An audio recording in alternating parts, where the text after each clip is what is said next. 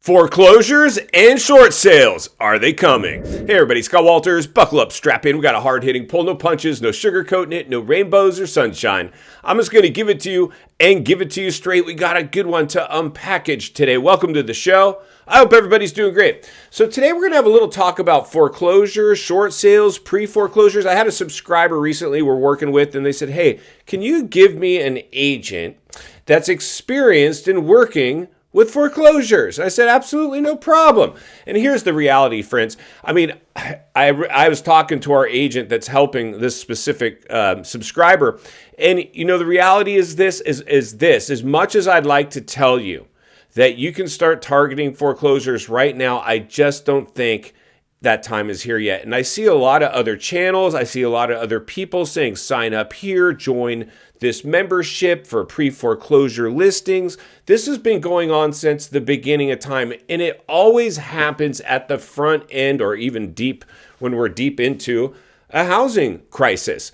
And, you know, for all intents and purposes, we all know that, in fact, the one thing we should be able to all agree on is we're living in a housing bubble. This exhibited bubble behavior. Now, for me, as a real estate agent, I kind of went a little bit rogue because I started whistleblowing some of this because I saw a lot of cheerleading agents with all around the nation, but also within, you know, my own community. And a lot of people just wanted to believe this time was different, and understandably so. I mean, it was in fact different. This was stimulus-driven real estate bubble, courtesy of stimulus programs, money, measures, you name it. The whole kitchen sink was thrown at this thing. But the realities are, I mean, you just can't ignore bubble behavior. And anytime the market exhibits bubble behavior, you know it's going to come with some certain degree of crash risk. So when I saw people just completely minimizing that and trying to act like it was all rainbows and sunshine, I just couldn't stand by and let that happen. So my job is to get in front of this and help you folks do the same.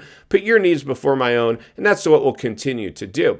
But the reality is this: we need to talk about what this is going to look like playing out, because anybody can tell you what happened. Anybody can even tell you what's happening now. Anybody can even get into the tea leaves and try to read the data to forecast this, but you won't be able to with any accuracy because markets can move at a moment's notice. We've seen that happen. We're one news event away from the markets getting shaken up. And we see how ultra sensitive the stock market is. Well, the real estate market moves much slower. But one thing we do know, there's a downward trend has in fact started. So for me and a lot of other, armchair economists are out there predicting like, hey, we will have some blowback from this. The dust will settle and we will pay the piper for overheating the biggest asset class on planet Earth, the U.S. housing market. And it became another speculative asset with Wall Street infiltrating it. This is dangerous for this market because this market could have a pretty big pop and have a pretty big ripple effect. But I think for me, as a master negotiator, and for me, it's just really simple with real estate. What's my cost to carry this property with a standard amount down at today's interest rate? That's it. Show me that, and then show me its rent range. If it's within its rent range, doing that, coming in that way, then I'll take a look at that property and potentially write an offer. But when I get people saying, hey, I want to look at foreclosures, here's the reality, friends. It's too early. This is when it's going to be time to target foreclosures and how you potentially would want to do it, in my opinion. Now, first of all, when mainstream media gets a hold of this and foreclosures start to find its way into the news, into mainstream news, then you know it's on. But right now, it's way too early. And not to say tomorrow, all of a sudden, headlines, because if it bleeds, it leads. They start running with some narrative. There's some certain city, state, county in the U.S. now that's exhibiting high levels of foreclosures. All of a sudden contagion will set in and we'll see this spread kind of like wildfire. It'll start visiting certain areas. Now, real estate local is local. All areas behave differently. Some will be the last to get hit. Some will be the first to climb out. But typically everybody gets touched in a deep cycle recession with their house values. And I expect that to be the case again. So we know we've hit the top of the biggest bubble ever witnessed in human history because it's not growing anymore. If it is, it's in select areas, a tick or two, nothing like we saw those overnight appreciation and run-ups. Scary behavior. You don't want that. As good as it might have felt had you owned real estate and you had that unrealized wealth on paper, it's really not good for you. I have real estate. It appreciated. I didn't even check it. I'm like, I don't care. I don't know. It's performing as investment property. That's what it's designed to do. If the market fluctuates, I don't care.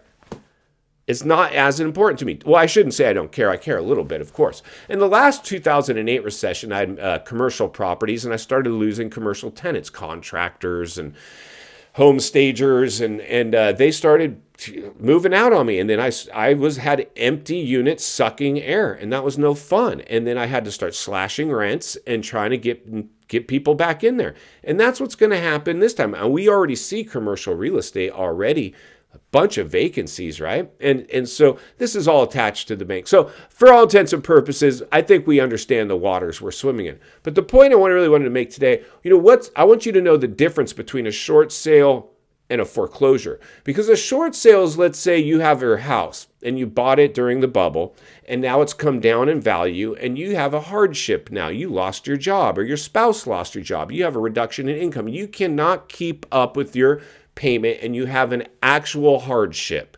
You can go to the bank, and you can call me and say, Scott, put this thing on the market and get me an offer. And I will list that house. I will get the offer, and I'll submit it to your bank and say, here's what the house is worth. My clients are going to be foreclosing on unless you want to accept this short sale offer. Basically, the bank will say, okay, we will take this short sale offer and let you off the hook. Now, you will have a short sale following you around, but that's much easier to come out of than a foreclosure. So, and that's another thing. Typically, that's a lot of times what we want to do is maybe target pre-foreclosures, short sales, rather than foreclosures, because I just believe it's too early on. Because once we see a pre-foreclosure is when you're now delinquent, you've received notices of default, you're basically in pre-foreclosure. And that's when you need to get to market again and present your offer as a short sale to the bank. Because once the foreclosure has happened and you've been forcibly removed from the home, and the bank now has possession of this home, and they retain someone like me to go ahead and list this property, and it's as is, they're not going to negotiate, here's their price. Rarely. I mean, maybe a little bit, but rarely are they going to negotiate. In fact, a lot of times we'll see properties go to auction. They're hoping to get a bidding war. They will do anything they can to squeeze as much money out of that property as they can. So short sales are properties that you just have a hardship. I'm going to market. I'm presenting my short sale offer to the bank. Pre-foreclosures are, I'm delinquent, but I haven't been foreclosed on. Foreclosures are, now you actually had a forcible eviction from the property, removed. It's been foreclosed on in the bank now. It's a completely different animal. And they're believe me, friends, they're not in their conference rooms right now talking about, oh, well, I think, now that, the new administration's, well, maybe some of them are, but I don't recommend, I doubt it for sure. And I strongly urge them not to think that way. But if there's some kids in there that never have lived through a boom bust cycle as a bill paying adult, they may take that position of, well, the new administration, and if they lower rates, we think that's going to stabilize these markets and blah, blah, blah. I mean, the reality is this. It comes down to the percentage of likelihood. If the market exhibited bubble behavior, which it did, it's got crash risk on it. Now you get to determine how much. But the banks know, because here's the realities. Over 20 million people bought in the height of the euphoria. They went above and beyond appraised values. Maybe they're hanging on now because they got that low interest rate and they can still afford the payment, but they're now upside down. They don't own their house owns them. They have negative equity. They can't sell for what they paid for it, so now they're tied to the home. They're handcuffed by the home. They're dragging an anchor around with them, telling themselves things like, well, real estate comes back, or whatever they have to do. Everybody deals with it differently. As a trained salesman, I'm trained in the psychology of people and the psychology of sales. Everybody tries to handle this in a different way. And I've walked in those shoes. I know exactly how that feels. So the realities are this, friends. What I suggest you do right now is, if you're interested in properties, yes, we can look at short sales, pre-foreclosures.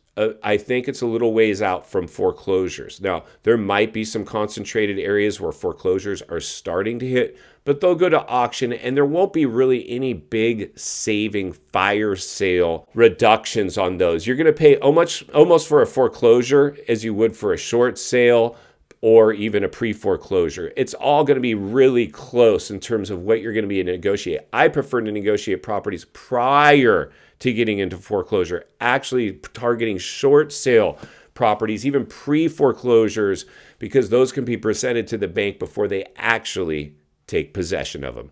And final thoughts that come to you as a friend, as a content creator, as a real estate guy that wants to see you not only win in real estate, win in life.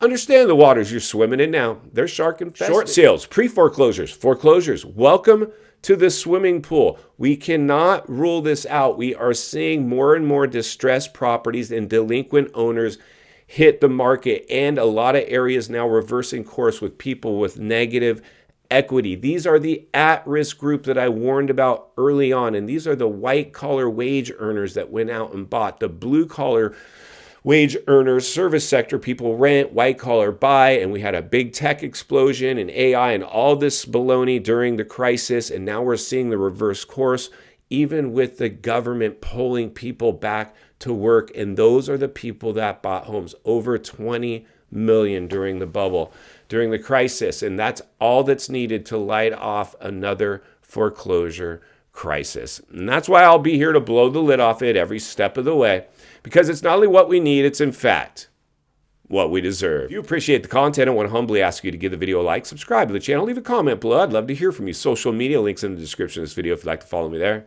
along with links to channels I've appeared on I think you might enjoy. If you need help buying or selling real estate here in America, I have the biggest network of top-rated agents in the nation ready to assist you. It'd be our honor and our privilege to do so. Email in the description for you as well. Also, if you're watching from your television set today and you enjoyed this video, you're going to love the next video. And there's an easy subscribe icon for your convenience. As always, thank you for your time. Please go make it count today. God bless, and I'll see you on the next video.